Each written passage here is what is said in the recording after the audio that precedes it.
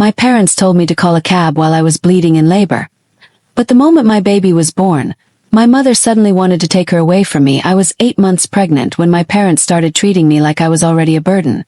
First, it was small things. My mom stopped answering my calls right away. My dad kept reminding me how expensive babies are. And every time I talked about how scared I was to become a single mother, they'd exchange those cold little looks like my pain was embarrassing them. But I still believed they loved me. I still believed that when the moment came, they would be there for me. I was wrong. The night everything changed, I woke up with a sharp pain tearing through my stomach.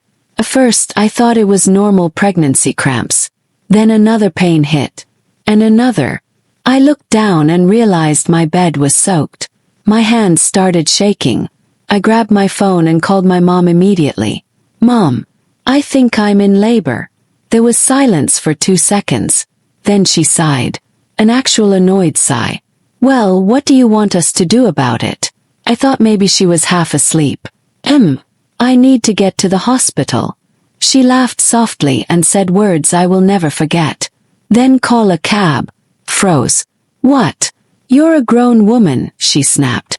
"Stop acting helpless." Then she hung up. I stared at my phone in complete shock. So I called my dad. Surely he wouldn't let this happen. But the second he answered, he sounded irritated too. "You woke me up for this. Dad, please.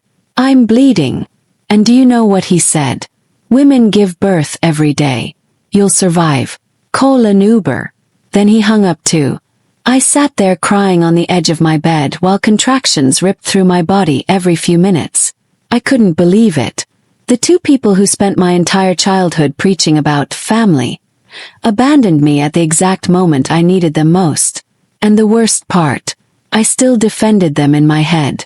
Maybe they were scared. Maybe they didn't understand how serious it was. But deep down, I knew the truth. They simply didn't care. I somehow managed to call a cab myself.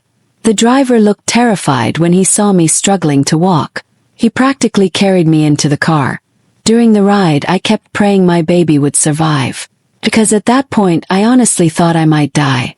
When I finally got to the hospital, the nurses rushed me inside immediately.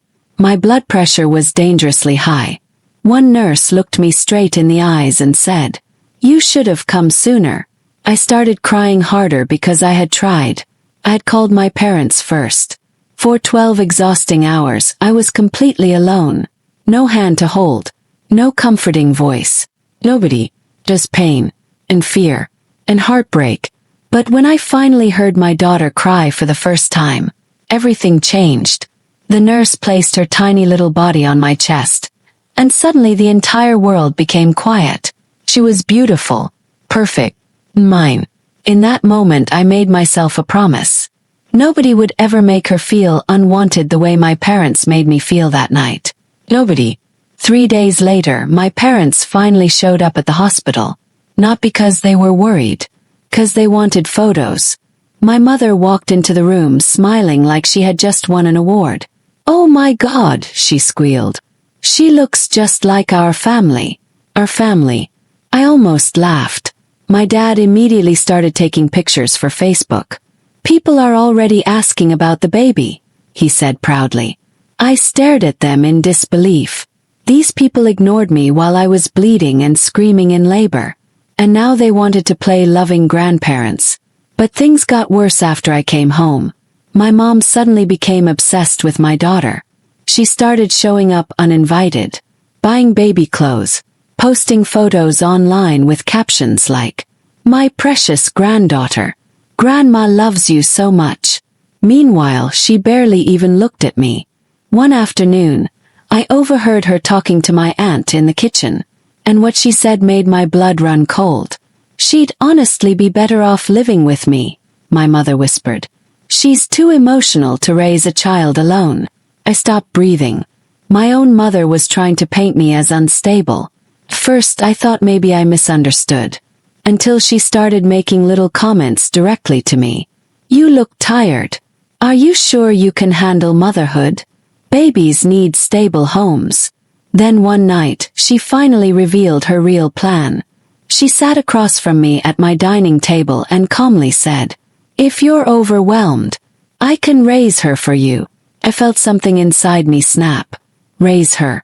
The woman who told me to call a CB while I was in labor now wanted my baby. I looked her dead in the eyes and asked, "Where were you when I was bleeding and begging for help?" She went silent, so I kept going. "Where were you when I was alone in that hospital for 12 hours? Still silent. You don't get to abandon me at my lowest moment and then suddenly play mommy when the hard part is over." Her face changed instantly.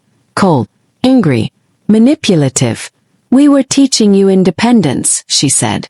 Independence. Well, they were teaching me exactly who they were. And honestly, that became the greatest revenge of all. Because the moment I stopped begging for their love, they lost control over me forever. Cut contact 2 weeks later, blocked their numbers, returned every gift, deleted every fake smiling photo they posted with my daughter, and for the first time in my life, finally felt free. Now my daughter is 3 years old. She falls asleep every night wrapped around my arm telling me I'm the best mommy in the world. And every single time she says it, I remember that terrified woman crying alone in the back of a cab on the way to the hospital. The woman my parents abandoned. The woman they thought would break. But she didn't. She survived.